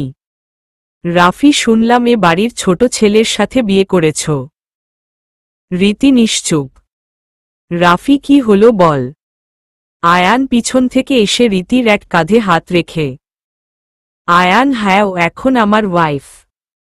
রাফি ভালোই তো, অন্য কারো সাথে বিয়ে করলা, এখন কি সুখে আছো? আয়ান হম। রীতি বল, তোমায় সুখে রেখেছি না ব্যর্থ হয়েছি? রীতি মাথা তুলে আয়ানের দিকে তাকিয়েই হাসি দিয়ে বলল, রীতি খুব সুখে আছি। রাফি তাই নাকি? ভালোই তো, একটি রাগ আর বিরক্তি দেখিয়ে বলেই চলে যেতে নিল তখনই আয়েশা একটি মেয়েকে কোলে নিয়ে আসল। আয়েশা, রাফি তোমাকে কতক্ষণ খুঁজলাম আর তুমি এখানে? ও আচ্ছা, তোমার এক্স ওয়াইফের সাথে কথা বলছিলা নাকি? তো রীতি কেমন আছো? রীতি ভালো।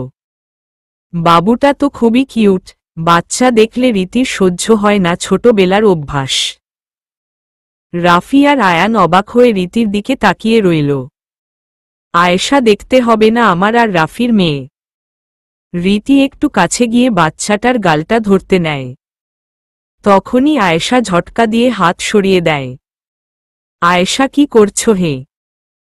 জানো না বাচ্চাদের বাচ্চা ধরতে নেই। রাফি, আয়েশা এভাবে কথা বলছো কেন? একটু রাগ দেখিয়ে। আয়েশা, তাইলে কি করব জান বল? নিজে তো কখনো মা হতে পারবে না, আমার বাচ্চাকে দি কিছু করে বসে। আয়ান, দেখুন। রীতি কথা থামিয়ে, 1 মিনিট। আরিয়ান আরিয়ান একটু দূরত্বেই খেলছিল। রীতির ডাক শুনে এক দৌড় দিয়ে চলে আসল। আরিয়ান, মা ডেকেছ? রীতি, এই আমার ছেলে আরিয়ান। আয়েশা, আরিয়ান বাবুটা কত কিউট। মা, তুমি আমাকে এরকম একটা বাবু গিফট করো না। রীতি, আয়ান, রাফি সবাই চুপ হয়ে গেল। আয়েশা, কি হলো রীতি? তুমি তোমার ছেলেকে একটা বাবু দিতে পারবা না? ঈশ্বর, কিভাবে দিবা? তুমি তো মা হওয়ারই যোগ্য না। আরিয়ান, এই ডাইনি আন্টি আপনার ডাইনি মার্কা হাসি বন্ধ করেন। কে বলছে আমার আম্মু মা হওয়ার যোগ্য না? আমি উনার ছেলে, দেখেন না? আর হে, আমার আম্মুকে আর কে আর খারাপ কিছু বললে কিন্তু আপনার নাক কেটে ফেলব বলে দিল আমহম। তো এখন চিন্তা করেন আপনাকে নাক ছাড়া কিরকম লাগবে, বলেই হাসা শুরু করে দিল। রীতি, বাবু বড়দের সাথে এভাবে কথা বলতে নেই। আরিয়ান, আমা আমি ভুল কিছু তো বলিনি। বাবা, তুমি বল ভুল কিছু বলেছে? সবাই আয়ানের দিকে তাকায় দেখে মুখে চাপ দিয়ে হাসছে। আয়েশা, এসব এর মানে কি? এবার জোরেই হেসে দিল। আয়েশা রাগ দেখিয়ে চলে গেল। আরিয়ান, মা খিদু লেগেছে। রীতি, আচ্ছা চল খাইয়ে দিই। রীতিও আরিয়ানকে নিয়ে চলে গেল। রাফি যেতে নিচ্ছিল তখন আয়ান রাফিকে থামায়। আয়ান, একটু শুনেন। রাফি হম বলেন। Ayaan, I want to thank you. Rafi, why? অবাক হয়ে। Ayaan, because of you I get Riti and my son Aryan gets his mother. Rafi, what? Ayan, yes, see. যদি আপনি রীতিকে না ছাড়তেন তাহলে আমরা ওকে কিভাবে পেতাম? আপনি নিয়ে নিজের সৌভাগ্য আমার হাতে তুলে দিলেন। রীতি আরিয়ানকে খাওয়াচ্ছিল ওদিকে তাকিয়ে। রাফি ও একবার সেদিকে তাকালো, আবার আয়ানের দিকে তাকালো। আয়ান রাফির কাঁধে দুবার হালকা থাপ্পড় দিয়ে বিদায় জানিয়ে হাসি দিয়ে এসে পড়ে। রাতে সব মেহমান বিদায় হওয়ার পর রীতি রুমে আসে। রীতি, আয়ান। আয়ান, হোম বল। রীতি, আপনি জানলেন কিভাবে যে রাফি মানে? আয়ান, তোমায় আজ ফাংশনে খুঁজে পাচ্ছিলাম না, তাই সবাইকে জিজ্ঞাসা করতে করতে রাহাতের কাছে গেলাম। ও প্রথমে বলল জানি না, কিন্তু ওর কথার ধরনে প্রচুর রাগ বোঝা যাচ্ছিল। তারপর জোর দেওয়ায় বলে দেয়, তারপর তোমায় খুঁজতে থাকি আর পেয়ে যাই। রীতি, থ্যাংক ইউ। আয়ান, কেন? রীতি, আজ যে আমার সাথে ছিলেন তাই। আয়ান, জানো না স্ত্রী সম্মান রক্ষা স্বামীর দায়িত্ব আর কর্তব্য দুটোই। রীতি ভাবছে এ মানুষ এত ভালো কেন? যদি আজ তাদের সেকেন্ড ম্যারেজ না হয়ে আগেই বিয়ে হতো তাহলে আজ তাদের জীবনে কত খুশি থাকত। রীতি, জানেন রিয়া আপু খুবই লাকি ছিল। আয়ান, কেন? রীতি, আপনি তার স্বামী ছিলেন তো তাই। আয়ান তাহলে তো তুমিও খুব লাকি। রীতি কিভাবে? আয়ান কারণ আমি তো তোমার ও স্বামী। রীতি তা বটে, কিন্তু সব সম্পর্ক তো আর এক হয় না। স্বামী স্ত্রী নাম থাকলেই সে সম্পর্ক গড়ে ওঠ না। আমরা কেউই তো আর আমাদের প্রথম ভালোবাসাকে ভুলতে পারব না, তাই না? আয়ান মনে মনে ভাবছি ওকে কি বলবো বুঝতে পারছি না। রীতি তা বটে, কিন্তু সব সম্পর্ক তো আর এক হয় না। স্বামী স্ত্রী নাম থাকলেই সে সম্পর্ক গড়ে ওঠ না। আমরা কেউই তো আর আমাদের প্রথম ভালোবাসাকে ভুলতে পারব না, তাই না? আয়ান মনে মনে ভাবছি ওকে কি বলবো বুঝতে পারছি না। আচ্ছা অনেক রাত হয়েছে, ঘুমাও। আবার কালকে ঈশিকা কি প্যান করেছে নাকি? রীতি হ্যাঁ জানেন, কালকে নাকি সবাই একসাথে বসে আড্ডা দিব সারা দিন, বড় একটি হাসি দিয়ে। আয়ান তুমি যদি এভাবে হাসি দেও তাহলে প্রতিদিনই দিব। রীতি একটু লজ্জা পায়, তারপর ঘুমোতে চলে যায়। সকালে ঈশিকা সকাল সকাল থাল বাড়ি দিয়ে সবাইকে ডাকে। সবাই চোখ ডলতে ডলতে বের হল। আমান কিরে সকাল সকাল কি শুরু করলি? ঈশিকা আমাদের না আজ সারাদিন মজা করার প্ল্যান ছিল আর তোমরা ঘুমাচ্ছ। আয়ান কাল তোর এনগেজমেন্টের কাজ করতে করতে সবাই ট্রাইড। ঘুমাতে দে বলেই যেতে নিল, আবার রুমের ভিতর যেতে নিল। ঈশিকা আবার জোরে থাল বাজালো। আয়ান আবার কি হলো, কানে হাত দিয়ে। ঈশিকা কিসের ট্রাইড? এনগেজমেন্ট আমার হলো, আমি তো ট্রাইড না। আমান কারণ তুই কোনো কাজই করস নাই। ঈশিকা ভ্যা ভ্যা করে কান্না শুরু করে দিল। রীতি আরে কাঁদে না, আমরা কিছুক্ষণের মধ্যেই আসতিসি। আয়ান নোটাঙ্কিবাজ। রাহাতদের কাল রাত কেউ যাইতে দেয়নি, তাই ওরা এখানেই ছিল। রাহাত ছোট বোনরা আর কি পারে? রীতি ভাইয়া কি বললা, চোখ রাঙিয়ে? রাহাত মানে বললাম ছোট বোনরা কত কিউট হয়। ঈশিকা ঠিক তাই, আজ সব খাবার আমাদের ভাইরা রান্না করবে। নিধি ওয়াও তাই নাকি? আয়ান কিকেন আমরা কেন? আমান আমরা কিছু করছি না। ঈশিকা আর কয় মাস পর তো চলেই যাব, এখনই এমন কর যাওয়ার পর বুঝবা। আয়ান আমান আর রাহাত একসাথে ন্যাকামি কান্না। মা ঈশিকা ঠিক বলেছে, আজকে সব রান্না ছেলেরা করবে। আয়ান মা তুমিও। মাজি ছেলেদেরও বুঝা উচিত আমরা কি কষ্ট করি। বাবা হম তো আমরা কি কম নাকি? তোমাদের থেকে ভালো রান্না করব। মা আচ্ছা, ওদের কেউ হেল্প করব না কিন্তু। বাবা আমাদের হেল্প লাগবেও না। সবাই হা হয়ে বেককলের মতো তাকিয়ে রইল। তারপর ফ্রেশ হয়ে ছেলেরা গেল কিচেনে আর মেয়েরা গল্প করতে বসল। অনেকক্ষণ হলো কিচেনে থেকে খুব শব্দ আসছে। মাহি আমদের যে দেখা দরকার না তারা কি করছে। মা দরকার নেই, বাদ দেও, তারা এবার বুঝুক। নিধি ঠিক আমান শুধু বলে আমাই নাকি ভালো রান্না পারি না। এবার দেখি সে কত ভালো রান্না করে। রীতি আপনারা বসেন, আমি বাচ্চাদের দেখে আসি। রীতি ওঠে বাচ্চাদের রুমে গেল। আসেন দেখি ছেলেদের অবস্থা কি। আয়ান বাবা তুমি রান্না না পেরে চাইনগে অ্যাকসেপ্ট করলা কেন? বাবা আমি কি জানি নাকি আমার ছেলেগুলো এত অকাম্মা। আমান যেমন বাবা তেমন ছেলে। রাহাত এখন কি করব? রীতি রুম থেকে বেরিয়ে ভাবল একবার দেখে আসা যাক কিচেনে কি চলছে। গিয়ে যা দেখল, তারপর সে কি হাসবে না কাঁদবে বুঝতে পারছে না। আটা পানিতে ভিজা, চুলায় আগুন না দিয়ে রান্না করছে। পুরো কিচেনে শাকসবজি আওলা জাওলা করা। রীতি এসব কি? বাবা মা তুই এসেছিস, প্লিজ মা হেল্প করো না। একজন ও রানতে পারে না। চাইনগে হারলে তোর মা সারা জীবন আমাকে খোটা শোনাবে। প্লিজ। রীতি আচ্ছা আপনারা সবাই এক সাইডে দাঁড়ান, আমি দেখছি। রীতি তাড়াতাড়ি রুটি করল, ডিম ভাজার জন্য রেডি করল। সবজি কাটতে যাবে তখনই হাত কেটে যায়। আয়ান দেখে দৌড়িয়ে এসে রীতির কাটা জায়গায় বরফের পানিতে ভিজিয়ে রাখে। আয়ান বেশি জ্বলতিছে। চল ডাক্তারের কাছে যাই। রীতি না, না আমি ঠিক আছি। আর এতটুকুর জন্যে ডাক্তারের কাছে কে যায়? আয়ান কিন্তু। রীতি আমি ঠিক আছি। পানি থেকে হাত ওঠাতে নেয় আর আয়ান আবার পানিতে হাত ডুবায়। আয়ান ওঠাইতেছ কেন? ভ্রু কুচকে। রীতি রান্না। আয়ান করতে হবে না। চুপ করে পানিতে হাত ডুবিয়ে রাখো। রীতি। ওনাকে দেখে প্রতিবার অবাক হই। উনি এত ভালো কেন? এত কেয়ারিং কেন? ব্যথা তো আমি পেয়েছি, কিন্তু ওনার চেহারা দেখে মনে হচ্ছে কষ্ট উনার হচ্ছে। উনার দিকে অপলকভাবে তাকিয়ে আছি। আয়ান তুমি বস, আমি ব্যান্ডিজ নিয়ে আসি। বাবা মা, থ্যাংক ইউ।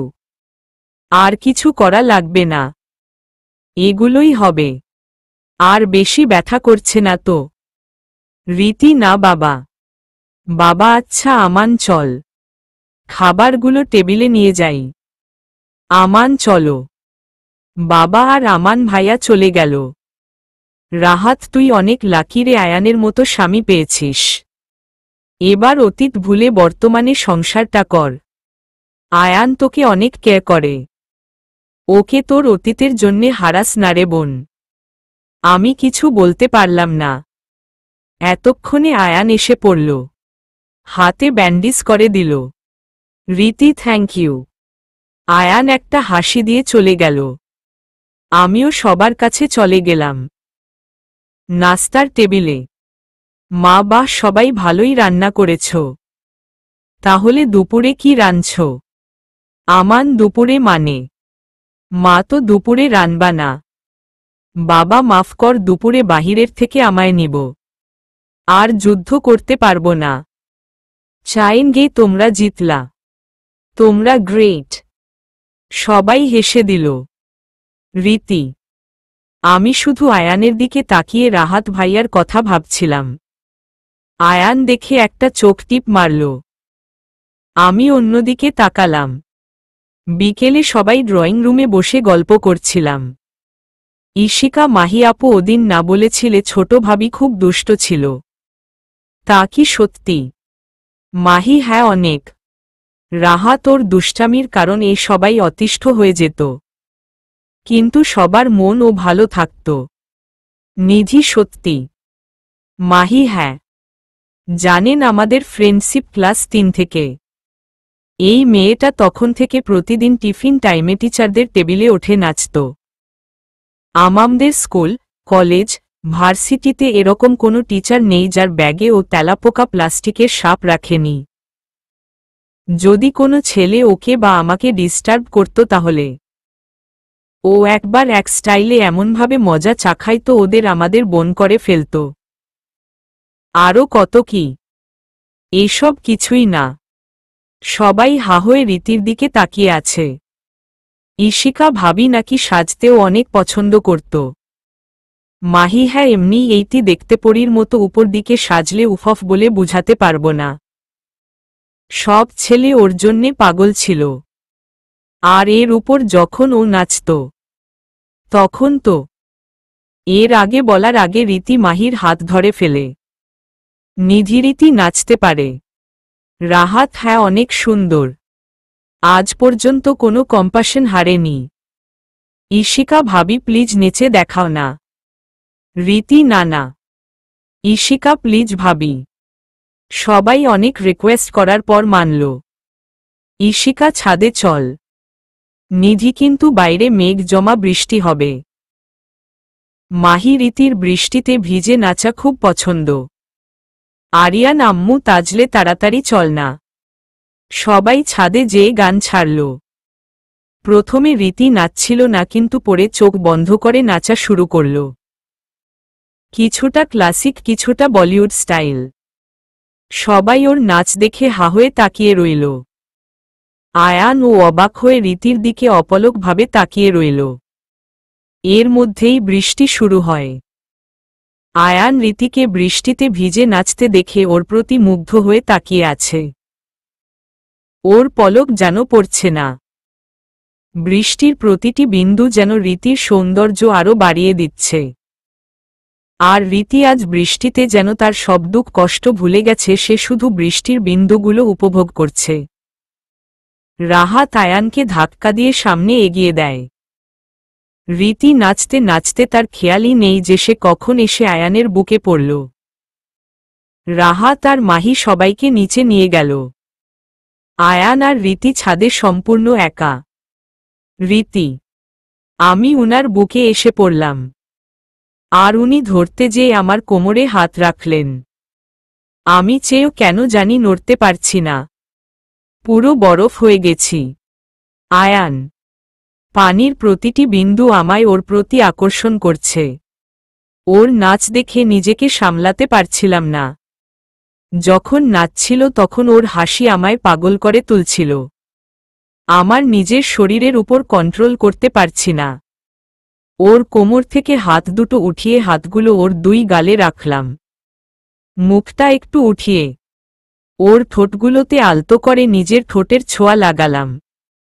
সাথে সাথে ও কেঁপে উঠল। ওর কেঁপে উঠাটা আমাকে আরো মাতাল করে দিল। একটি হাত ওর গাল থেকে কোমরে নেমে গেল। ও ছাড়ানো চেষ্টা করলে আরো জোরে কাছে টেনে নি, আর ওর ঠোঁটের স্বাদ নিতে থাকি। কিছুক্ষণ পর ছাড়ার পর চোখ খুলে দেখি ওর চোখে পানি। বৃষ্টির পানি ওর পুরো চেহারায় জমা থাকলেও ওর চোখের পানিগুলো স্পষ্ট বোঝা যাচ্ছিল। আমি কিছু বলবো এর আগেই ও আমাকে ধাক্কা দিয়ে চলে যায়। আমি নিজেই বুঝতে পারলাম না কি করে ফেললাম। নিজেকে নিজে অপরাধী মনে হচ্ছে। আজ রীতি আর রিয়া দুজনের সাথেই অপরাধ করে ফেলেছি। আমার ভালোবাসাকে ভুলে কিভাবে আমি অন্য ছি, নিজেকেই ঘৃণা হচ্ছে। এখন কিভাবে রীতির সামনে যাব? রীতি রুমে এসে দরজা বন্ধ করে দিলাম। উনার থেকে এই আশাটা ছিল না। আয়নার সামনে গিয়ে ঠোঁটের দিকে তাকিয়ে কান্না শুরু করে দিলাম। কিভাবে করলাম এরকম? ওনাকে আমি ভালোবাসি না, তারপরও কান্না থামার নামই নিচ্ছে না। আয়ান ছাদে বসে আছে, নিচে যাওয়ার ক্ষমতা নেই তার। রীতি আয়ানকে রাত হয়ে যাওয়ার পর ও আসে না বলে নিজে গিয়ে ডেকে নিয়ে আসল। আজ এই ঘটনার 10 দিন হয়ে আসল। আয়ান আর রীতি এখন প্রয়োজন ছাড়া তেমন কথা বলে না। আয়ান রীতির কাছে এ পর্যন্ত অনেকবার ক্ষমা চেয়েছে, কিন্তু রীতি ওকে অ্যাভয়েড করে চলে। রাতে ডিনার শেষে সবাই ড্রয়িং রুমে গল্প করছিল। মারিতি মা, আয়ান কোথায়? এখনো এলো না। রীতি মা, উনি উনার ফ্রেন্ডদের সাথে দেখা করতে গেছেন, আসতে একটু দেরি হবে। কিছুক্ষণ পর কলিং বেল বাজলে ইশিকা যেয়ে দরজা খুলে। আয়ান, তোর ভাবি কোথায়? ইশিকা, ড্রয়িং রুমে সবার সাথে গল্প করছি। আয়ান সোজা ড্রয়িং রুমে গিয়ে রীতিকে বসা থেকে একটানে হাত ধরে দাঁড়া করালো, আর ঠাস করে একটা থাপ্পড় দিল। রীতি কিছু বুঝতে না পেরে আয়ানের দিকে তাকালো। ওর চোখ আগুনের মতো লাল হয়ে আছে। বাবা, আয়ান, এসব কি বেয়াদবি? ঘরের বউয়ের উপর কেউ হাত তুলে? আয়ান, তো তোমার ঘরের বউকে জিজ্ঞাসা করো না ও আমার থেকে এত বড় সত্যি কথা কেন লুকালো? চিল্লিয়ে। রীতি, কি বলছেন? আমি কি করেছি? কাঁদো গলায়। আয়ান, তুমি এত ভালো নাটক করতে পারো আমার জানা ছিল না। রাগে চিল্লিয়ে রীতির দুই কাঁধে হাত রেখে কথাটি বলল। রীতি, কি বলছেন? আমি কি করেছি? কাঁদো গলায়। আয়ান, তুমি এত ভালো নাটক করতে পারো আমার জানা ছিল না। রাগে চিল্লিয়ে রীতির দুই কাঁধে হাত রেখে কথাটি বলল। রীতি মানে কাঁদতে কাঁদতে। আয়ান, তোমায় আমি। এতক্ষণে আরিয়ান আর নিশান চিল্লানো শুনে বের হল। আরিয়ান, বাবা, কি হয়েছে? আয়ান, তোমরা দুজন রুমে যাও। নিশান, কিন্তু চাচ্চু। আয়ান, যাও বলছি। আরিয়ান, বাবা, মাকে বকছো কেন? আয়ান, একবার বললে কি কানে শুন না? এখনই রুমে যেয়ে দরজা বন্ধ করে ঘুমাও যাও। চিল্লিয়ে আরিয়ান আর নিশান ভয়ে চলে গেল। দুজনের কেউ আয়ানকে আগে এত রাগে দেখেনি আগে। আয়ানহে, কি বলছিলাম? তোমায় ওদিন আমি ছাদে আমার আর রিয়ার ওভার স্টোরি এর কথা বলিনি? শান্ত গলায় রীতি নিশ্চুপ। আয়ান কি হলো বলছো না কেন? ভ্রু কুচকে। রীতি নিশ্চুপ। আয়ন টেমি ড্যাম ইট, চিৎকার করে ফোন আছাড় মেরে বলল। রীতি ভয় কেঁপে উঠল। মা কি হয়েছে বলবি তো? ওকে বলেছিস তো কি হয়েছে?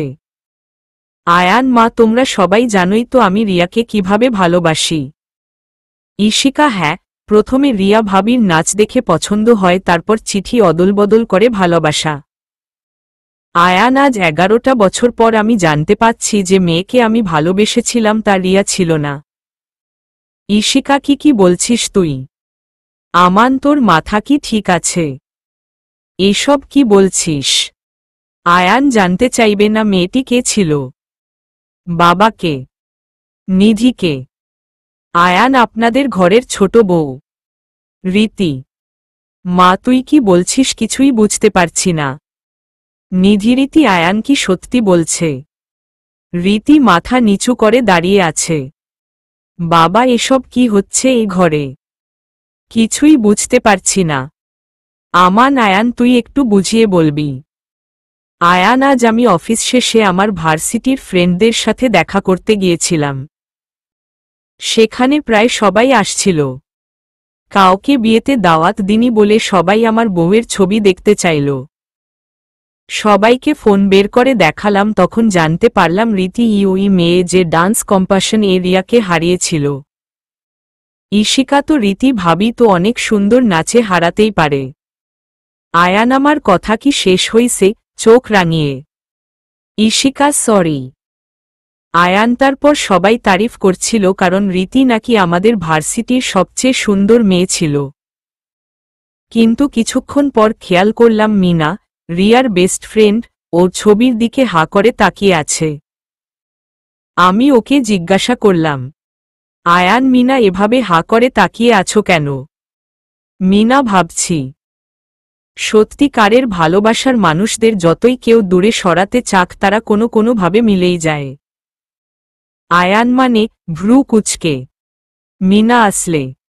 আয়ান কি হয়েছে? বল।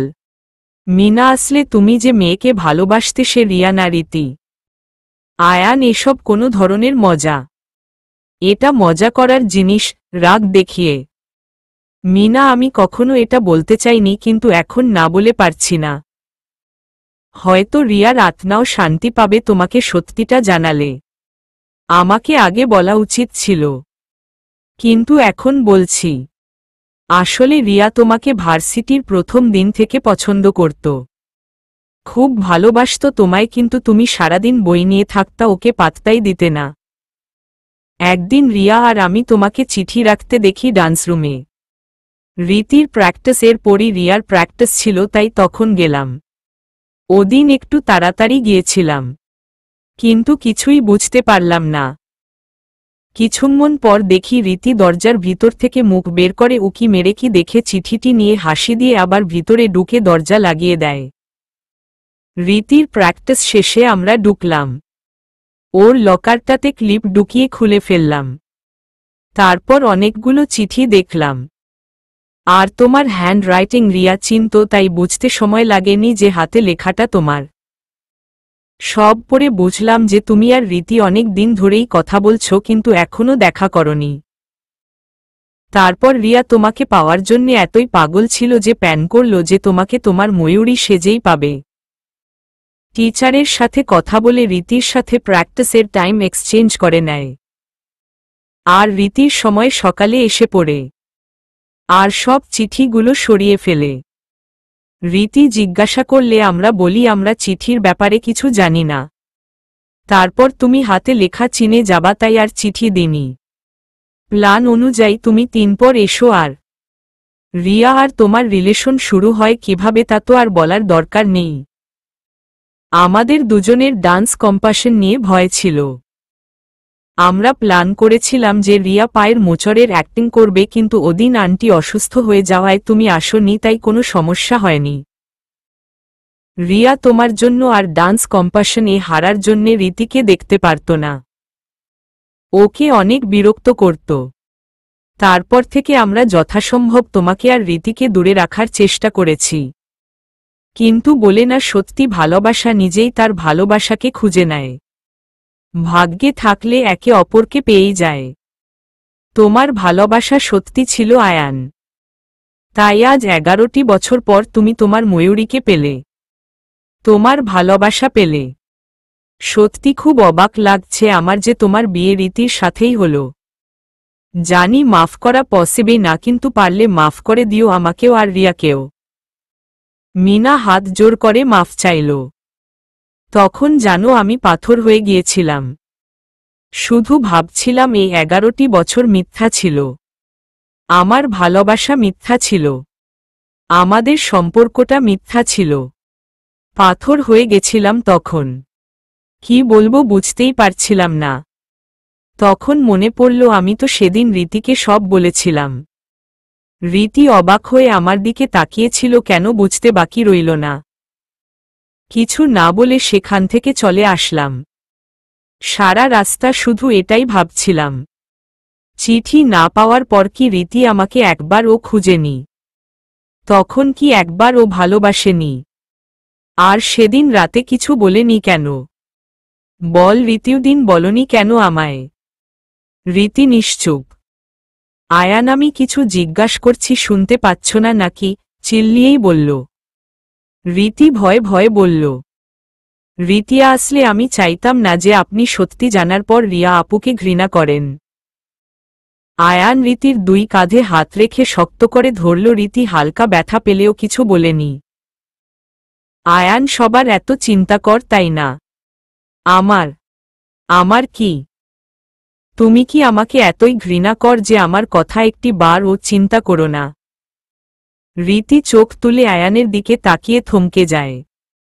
কারণ আয়ানের চোখে পানি টলমল করছিল। রীতি আসলে আমি ওই কি বলবে ভেবে পাচ্ছে না। আয়ান রীতির কাঁধ ঝাটকি দিয়ে ছেড়ে দিয়ে রুমে চলে যায়। রীতিও আয়ানের পিছন পিছন যায়। সবাইও তাদের পিছনে যায়, কিন্তু মা থামিয়ে দেয়। মা, এটা ওদের মাঝের সমস্যা, ওদেরকেই সলভ করতে দেও। সবাই থেমে গেল, কিন্তু সবার মাঝে ভয়টা রয়েই গেল যে কি হবে। রীতি যে দেখতে পায় আয়ান পিঠ মুখ করে আছে। রীতি, সত্যি বলছি আমি আপনাকে কষ্ট দিতে চাইনি। আমি চাইনি যে আপনি। আগে কিছু বলতে পারল না, কারণ আয়ান যে আগেই যে এর আগেই তাকে নিজের বুকের মাঝে লুকিয়ে ফেলেছে। আয়ান রীতিকে এত জোরে জড়িয়ে ধরেছে যেন হালকা ছাড় পেলেই রীতি তার থেকে কোথাও দূরে পালিয়ে যাবে। বেশি জোরে জড়িয়ে ধরায় রীতির নিঃশ্বাস নিতে কষ্ট হচ্ছে। আয়ান, তোমার কি একবার ও আমার কথা মনে পড়েনি তখন? চিঠিগুলো পড়তে পড়তে তোমায় ভালোবেসে ফেলেছিলাম। তুমি কি একবারও বাসনি? এজন্যই বলি তোমার প্রতি এত আকর্ষণ কেন সৃষ্টি হয়। তুমি জানো রিয়ার সাথে থাকলেও ওর জন্য সে টান ফিল হতো না, যে টানটা তোমার চিঠিগুলো দেখে হতো। দাঁড়াও একটু। আয়ান রীতিকে ছেড়ে দেয়। রীতি তখন একটু নিঃশ্বাস নেয়। আয়ান আলমারির ড্রয়ারের থেকে একটি বক্স বের করে রীতির সামনে নিয়ে আসে। রীতির হতে দিয়ে বলে খুলতে। রীতি বক্সটি খুলে চোখ বড় বড় করে ফেলে। এগুলো তাদের সব স্মৃতি, সে সব চিঠি যা তারা লিখেছে। আয়ান রিয়া থেকে চিঠিগুলো নিয়ে আজ পর্যন্ত তা সামলে রেখেছে। রীতি আয়ানের দিকে তাকিয়ে দেখল আয়ান হাঁটু গেড়ে বসে রীতির হাত থেকে বক্সটি নিয়ে নিচে রেখে ওর দুটি হাত নিজের হাতে নিল। আয়ান, একটি সুযোগ দিবে তোমায় ভালোবাসার, তোমার কাছে আসার, তোমার মনটি ছোঁয়ার। ফিরিয়ে দিবে সে আমার ময়ূরীকে যার প্রেমে পড়েছিলাম। ফিরিয়ে দিবে সে দুষ্ট মেয়েটিকে যার চিঠি পড়ে তার ভালোবাসায় জড়িয়েছিলাম। একটি বার আবার বিশ্বাস করা শিখবে। সত্যি বলছি, মৃত্যু হলেও তোমার বিশ্বাস ভাঙতে দিব না।